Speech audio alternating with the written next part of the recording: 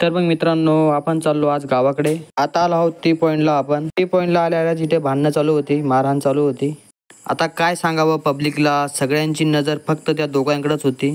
लय खतरनाक भांडणं झालीत बो आल्या आल्या टी पॉईंटला.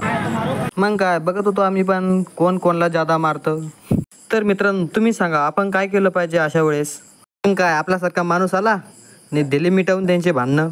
सांगितलं त्यांना समजावून, मग काय तरी ऐकत नव्हते.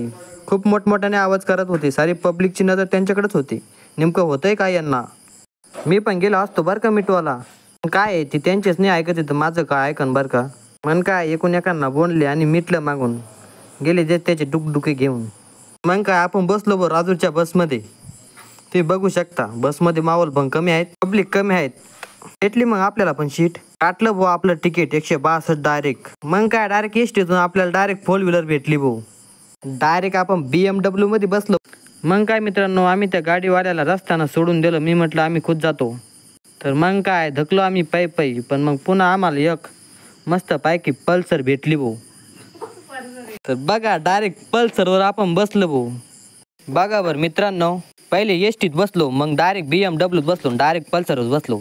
पल्सरहून डायरेक्ट घरी आलो आणि पाणी सुरू झाला.